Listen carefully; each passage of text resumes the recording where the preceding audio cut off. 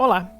Esse vídeo é feito como o trabalho 2 da disciplina de processamento digital de imagens, e o grupo é formado por Mainara, Lucas Emanuel e Sérgio, e tem como objetivo ser um tutorial do OpenCV para determinar a cor de um objeto. Então, a imagem que vocês estão vendo em tela, ela vai ser usada como a base dos nossos experimentos. Como é possível identificar na imagem, é uma variabilidade de formas geométricas recortadas no papel colorido. Note que essas formas elas não são perfeitas, então os retângulos eles possuem diferenças mínimas entre seus lados, o círculo, por exemplo, ele não é um círculo perfeito, então é possível analisar que essas formas elas foram feitas por seres humanos que implicam nessa variação de cada forma. Com isso em mente, então, neste tutorial iremos iniciar com a detecção dos contornos de cada forma, seguindo de computar o centro do contorno, também chamado de centroide, para mais à frente usar as propriedades desses contornos para classificar e identificar as formas dentro de uma imagem, e finalmente seguir com o nosso objetivo final de identificar as cores nos objetos. Para iniciarmos então, iremos fazer um pré-processamento, que inclui a conversão da imagem para uma escala de cinza das figuras, aplicar o desfoque para reduzir o ruído, o que torna o processo de detecção de contorno mais preciso, e também a binarização da imagem. Antes de entrarmos no código em si, precisamos instalar algumas dependências. Primeiramente, garanta que você tenha instalado o Python 3 com o pipe, que é um gerenciador de pacotes, na sua máquina para prosseguir. Então, tendo o pipe instalado, você tem que instalar o pipeenv. Então, este é o comando para você rodar o pipeenv para instalar. Então, você pode rodar no terminal de sua preferência. Com este pacote, então, iremos criar um ambiente virtual para não misturar as dependências do projeto com os pacotes globais do nosso Python. Então, após instalar o pacote, execute os próximos comandos na pasta onde você irá criar o projeto. Então, no nosso caso, a gente vai executar nesta pasta aqui. Então, a gente instala o Emults, o Nump, o Scip e o OpenCV Python. Então, e após isso, então, para prosseguir, você utiliza o Pipe Shell, que ele vai ativar o ambiente virtual para a gente realizar os nossos testes. Após então executarmos os nossos comandos no terminal, vamos começar a parte do código em si. Bom, primeiro a gente vai criar um novo arquivo chamado detectaforma.py, e dentro do detectaforma a gente vai ter essa parte do código. Então, da linha 2 até a linha 4 são importados então os pacotes que serão utilizados no nosso código. Aqui seguindo, então, ele constrói o argumento que ele vai buscar a imagem que vai ser rodada, que nesse caso é o nosso Shapes and Colors aqui.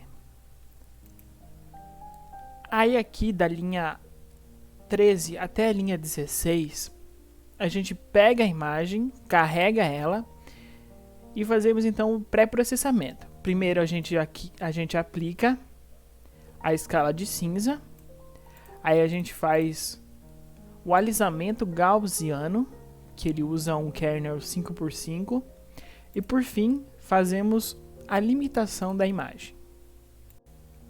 Com isso então, as formas são representadas em branco e o fundo fica preto. Então a próxima etapa do nosso código é a localização dos contornos. Para fazer isso, a gente utiliza do seguinte código. O que esses códigos fazem? Então, essa parte aqui, ela retorna o conjunto de contornos correspondentes para cada formato branco que é encontrado na imagem. Então, esses caras também, ele é utilizado então, a partir disso, para selecionar a tuba apropriada, dependendo da versão do seu OpenCV. Partindo então da tupla que foi encontrada, a gente segue então para o processamento dos contornos. Para isso então, a gente tem a seguinte linha de código. A gente inicia fazendo um loop sobre os contornos encontrados, seguindo da computação dos momentos da imagem de cada região. Na visão computacional, no processamento de imagem, momentos de imagem eles são frequentemente usados para caracterizar a forma de um objeto em uma imagem. Então, esses momentos, eles capturam propriedades básicas da forma.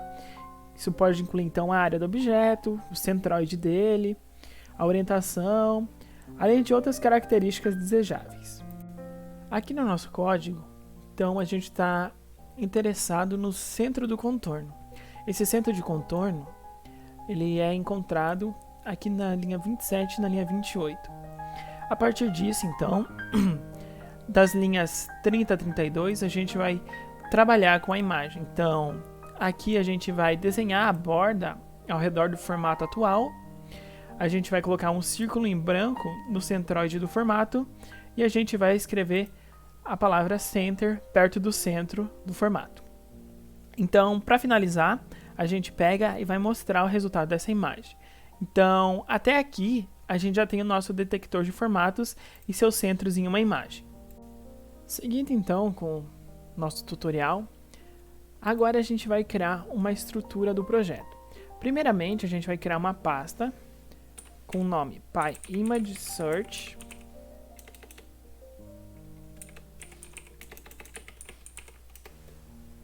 E dentro da PyImageSearch, a gente vai ter nosso init.py e o nosso detectaFormato.py. Então, o detectaFormato.py, ele vai conter a implementação da classe ShapeDetector. E o init.py, ele vai ser para determinar que este é um módulo do nosso projeto. O primeiro passo, então, na construção do nosso detector de formatos é escrever, então, um código para encapsular a lógica dessa identificação. Então, a gente vai definir isso no nosso ShapeDetector, que ele vai estar dentro do nosso arquivo que a gente acabou de criar, o detectaFormato.py. Dentro do nosso detectaFormato.py, a gente vai começar da seguinte forma. A gente vai importar o CV2 e a gente vai ter o nosso construtor que vai retornar pass. Por que ele vai retornar pass? Porque não vai ter o que ser feito quando inicializar a classe. Na linha 7, então, ele requer um argumento do tipo C. O que é o tipo C? Ele é o contorno do formato que a gente está tentando identificar. Então, para realizar essa operação, a gente vai utilizar a aproximação de contorno, que, como o nome sugere, ele é um algoritmo para reduzir o número de pontos em uma curva com um conjunto reduzido de pontos. Portanto, ele é a aproximação. Esse algoritmo é geralmente conhecido como Hammer-Dulles-Packer ou simplesmente Split and Merge. Então, a aproximação do contorno é baseada na suposição de que uma curva ela pode ser aproximada por uma série de segmentos de uma linha curta. Isso leva a uma curva aproximada resultante, que consiste em um subconjunto de pontos que foram definidos a partir da curva original. Essa aproximação de contorno ela já é implementada pelo OpenCV e podemos utilizar apenas com este método aqui, o ProxyPolyDP.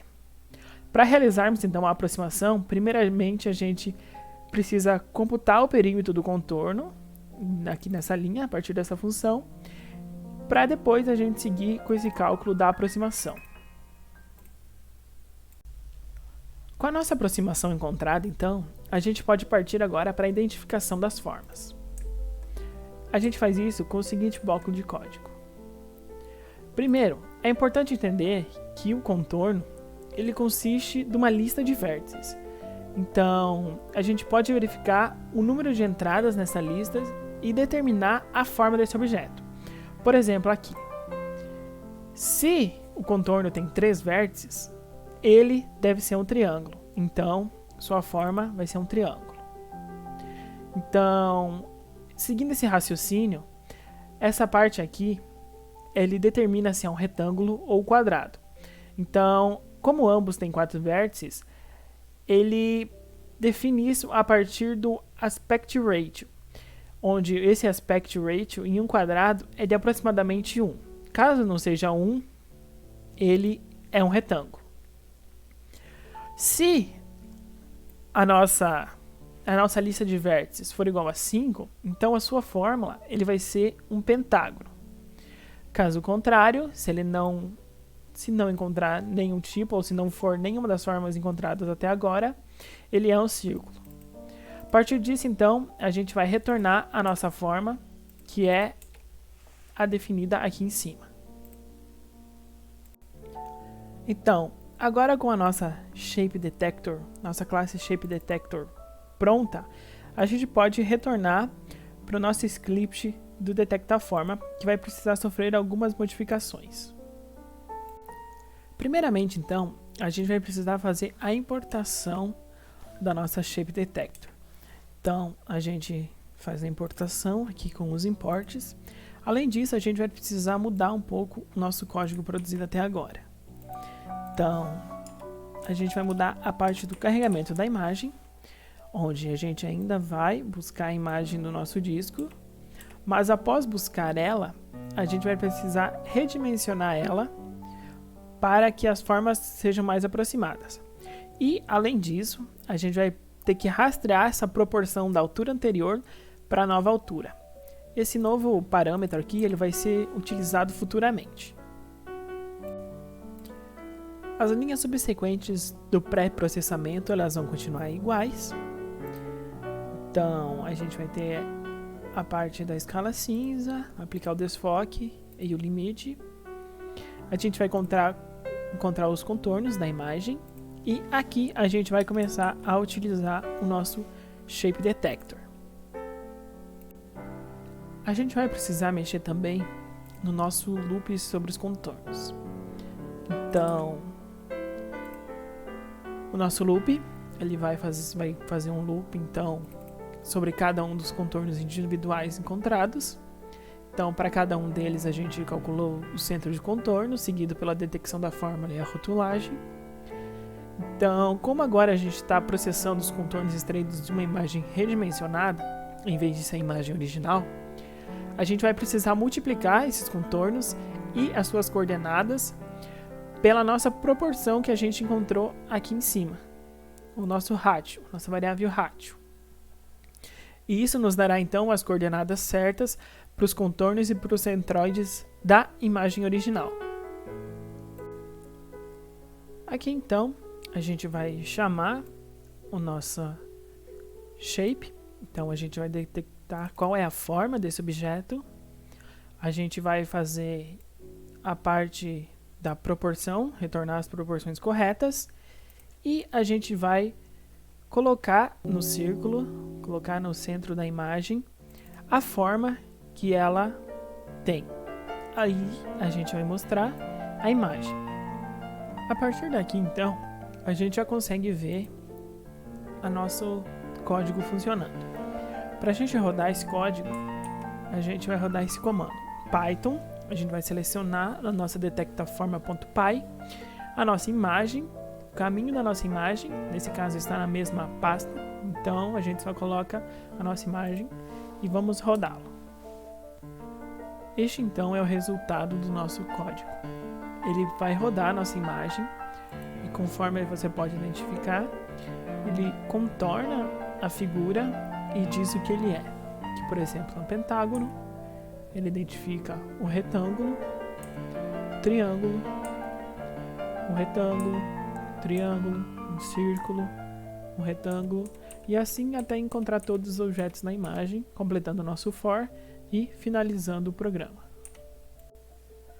Como pode ser visto, então, o script passa por cada formato individualmente, detecta seu formato e desenha o nome de cada formato dentro do objeto.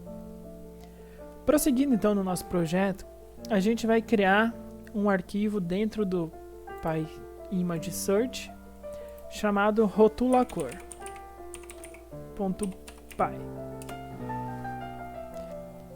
Para fazer a associação então da cor dentro de um formato, iremos definir a nossa classe colorLabeler no arquivo rotulacor.py. Então, esse é o código do nosso arquivo rotulacor.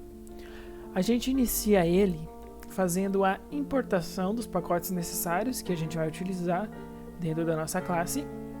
A gente define a nossa classe e a gente inicializa o nosso construtor. Dentro do nosso construtor, a gente vai fazer a inicialização de um dicionário de cores que vai conter um nome e o seu valor RGB.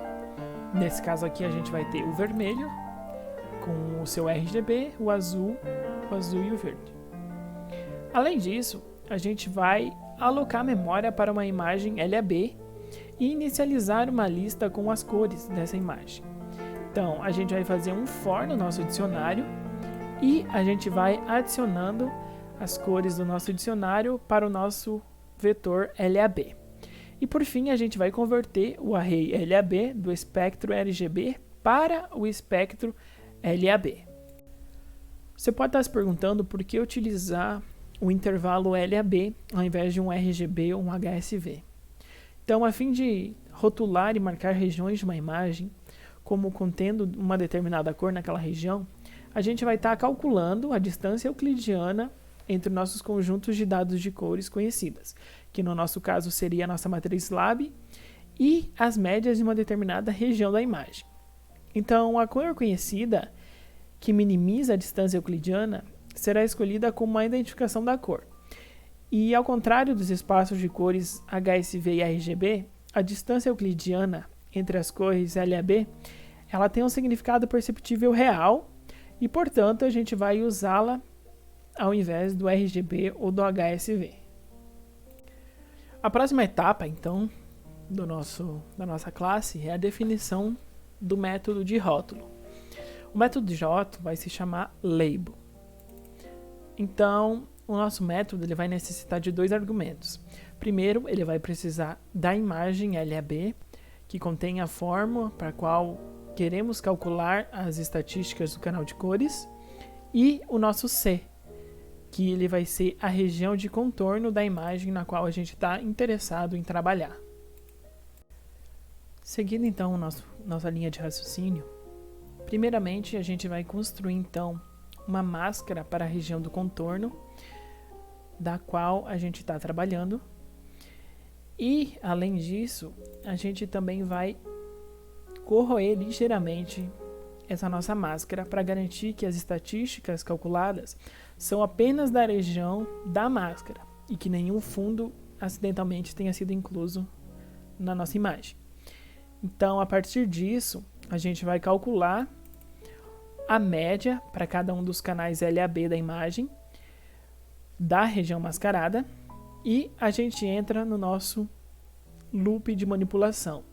Então, dentro do nosso loop, dentro do nosso for aqui, vai ser calculado a distância euclidiana entre cada cor conhecida do nosso dicionário e a cor média que foi encontrada, e em seguida vai ser retornado o nome da cor com a menor distância euclidiana entre dessas duas. Então, por exemplo, se ele vai fazer o for, ele vai encontrar que a menor distância da minha média dessa região é o vermelho, ele vai me retornar essa cor. Ele vai me retornar então o vermelho. Agora que já definimos a nossa rótula cor, vamos criar o script da detecta cor, que vai ser onde vai ser realizada a chamada do nosso rótula cor. Então vamos criar um novo documento chamado detecta cor. .py. Dentro do detecta cor, o código vai ser muito parecido com o nosso usado no detecta fórmula. Então, esse é o nosso código total. A gente inicia então com a importação do nosso shape detector, que a gente definiu aqui no detecta formato, do nosso color, que a gente acabou de definir, e com as outras importações úteis para o nosso serviço. Então, como visto, a parte do detecta cor, essa parte do código, é muito similar ao nosso detecta forma. A principal diferença é a importação do nosso rótula cor, da nossa classe color labeler, da utilização dela, da instanciação dela aqui, e da chamada da nossa função label. Além disso, na apresentação do texto, vai modificar um pouquinho depois agora ele vai mostrar, além do shape, ele vai mostrar a sua color também. Então ele vai mostrar a cor e qual é o formato. Então, para a gente mostrar isso, então basta a gente rodar o comando detecta cor. É o mesmo comando que a gente rodou antes, só que ao invés de ser o detecta forma, a gente roda o detecta cor e a gente passa o caminho da imagem, que é o nosso Shapes and Colors JPG. Aqui ele está dando um erro de label, então a gente não identificou o label, então provavelmente aqui no detecta cor o label estava dentro do nosso construtor, então vamos puxar para fora e agora vamos rodar de novo.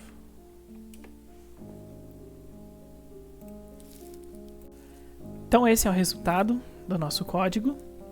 Ele está mostrando a área da nossa figura em destaque, está apresentando a sua cor e apresentando o seu formato. Nesse caso aqui, então, ele está mostrando o pentágono azul. Se a gente passar para o próximo for, a gente vai estar um retângulo vermelho. Por que ele mostrou um retângulo vermelho? Por causa do nosso dicionário. O nosso dicionário especificava 3 cores: vermelho, verde e azul. Então, com base na menor distância euclidiana, o laranja se encontra mais próximo do vermelho. Por isso, então, ele mostrou vermelho nessa figura.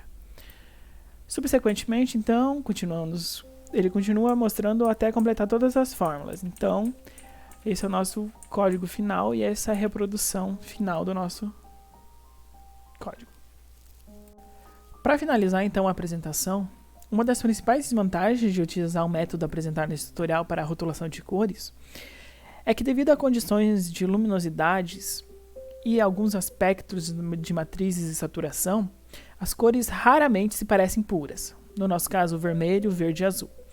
Então, você pode identificar pequenos conjuntos de cores usando o LAB e a distância euclidiana, que era a principal forma utilizada no nosso tutorial. Mas utilizar isso para uma paleta de cor muito maior pode ocasionar resultados incorretos, dependendo da complexidade das imagens e da saturação e das outras variações da cor em ambientes normal. Então é isso. Espero que vocês tenham gostado.